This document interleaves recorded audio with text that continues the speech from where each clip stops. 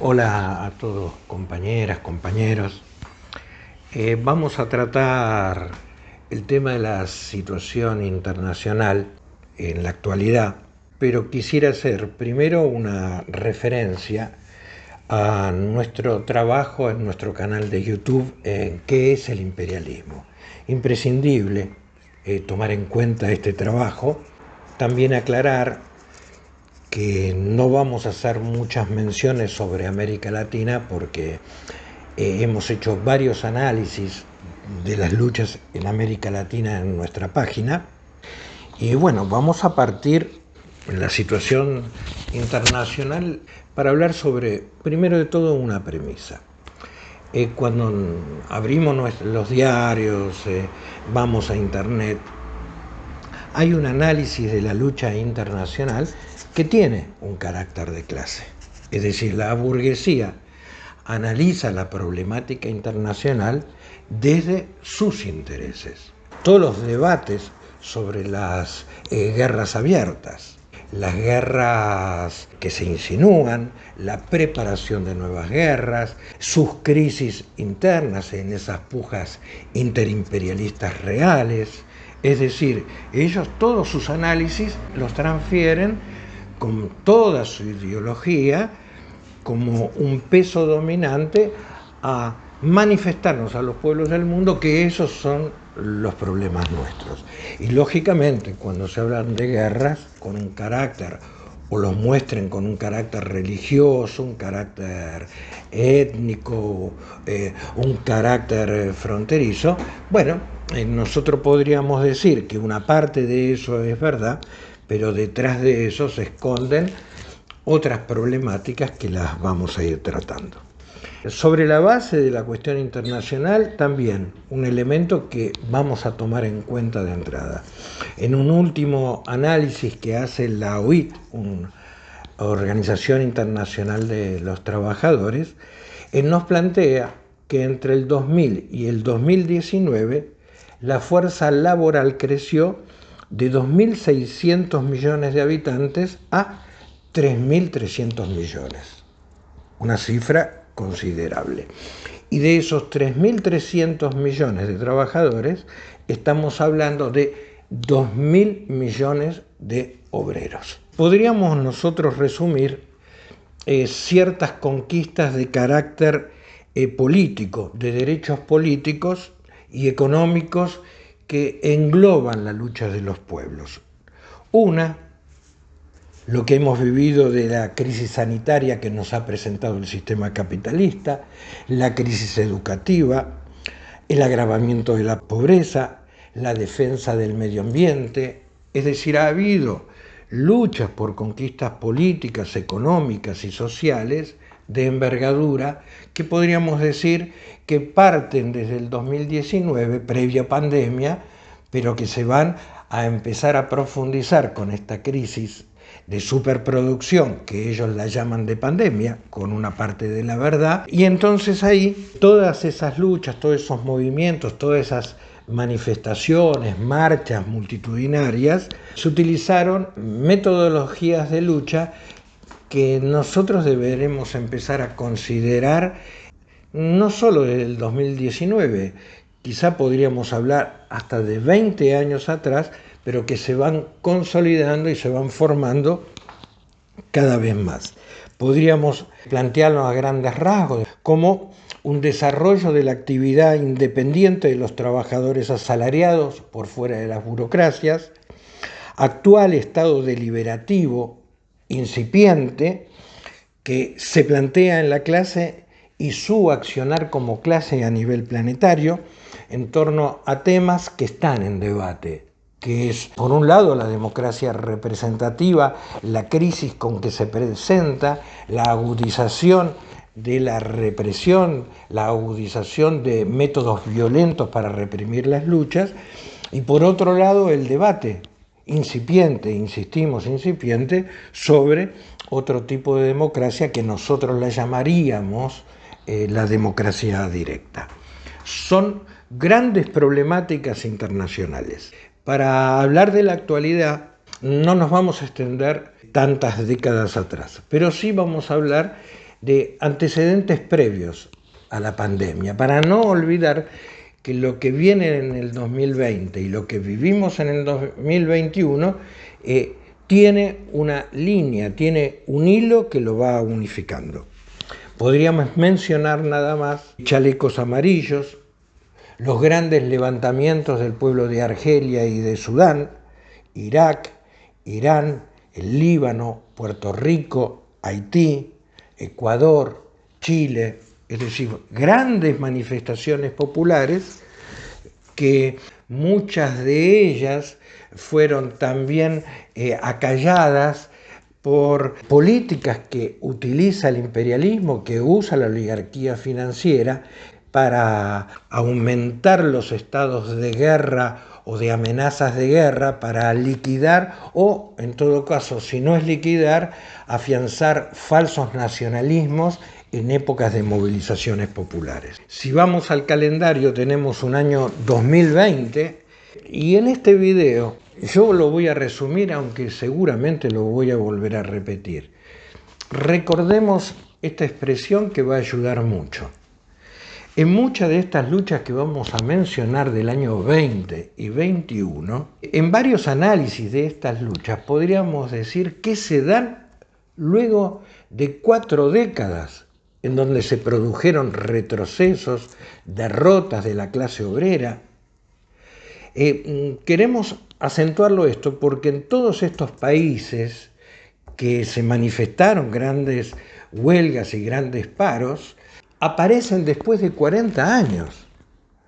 Y es un hilo, un común denominador, ciertamente con antecedentes, seguramente en cada país de importancia. Podríamos nombrar, a modo de ejemplo para no aburrir, 2 hechos muy importantes en el 2020, que van a dejar una estela y que van a poner sobre la mesa y van a imponer en la mesa de negociaciones y abrir en verdad el gran debate. Por un lado, que son las luchas interimperialistas que se desembocan en guerras interimperialistas, como habíamos dicho, pero todas ellas subordinadas a la lucha de clases. Y cuando hablamos de lucha de clases, queremos plantear de cómo en el año 2020 va a haber 2 huelgas importantísimas que van a empezar a pesar y pisar en las superestructuras de la oligarquía financiera a nivel planetario.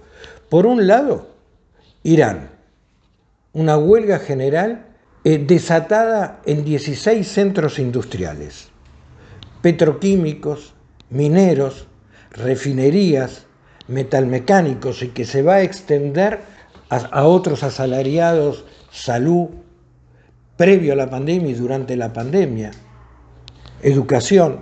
Pero también queremos plantear que en la India, noviembre del 2020, estamos hablando de noviembre de 2020, pisando el 21, 250 millones de trabajadores en huelga nacional.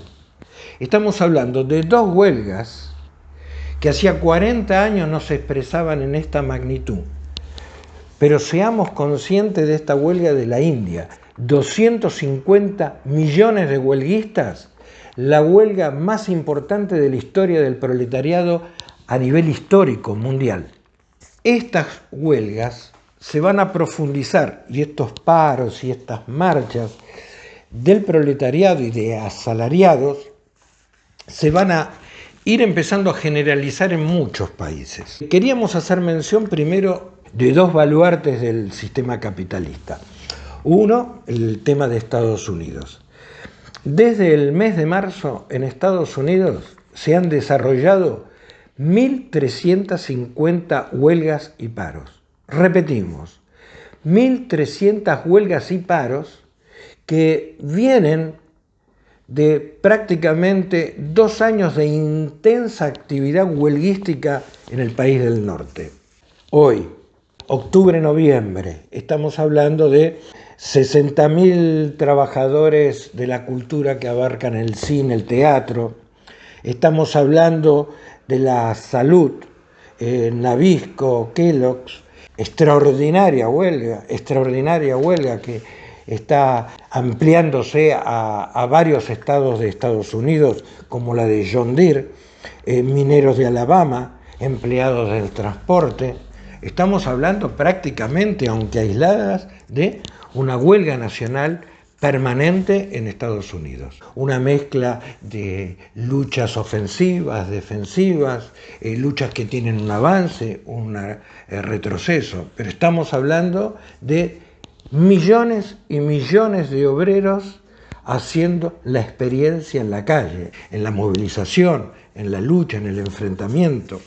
Podemos hablar de China, que habla de un desarrollo de su Producto Bruto. Estamos hablando, compañeras y compañeros, de huelgas que desde los últimos 6 meses han abarcado 595 entre paros, huelgas y marchas y protestas de todo carácter, por que se le pague su salario adeudado hasta aumentos salariales, y que están basadas ya en una historia de lucha que viene de más de 20 años. Estamos hablando hoy de una huelga nacional en Sudáfrica, que es hija de una gran lucha del 2018 de huelgas y paros, de grandes movilizaciones. Esta huelga nacional, a pesar de tener ese antecedente cercano, es una huelga que no se daba desde hacía 40 años en Sudáfrica. En Corea del Sur, en octubre, 80.000 trabajadores movilizados en las calles en diferentes estados. En Pakistán, con 1.000 detenidos, 3 muertos, 50 heridos para detener la inflación.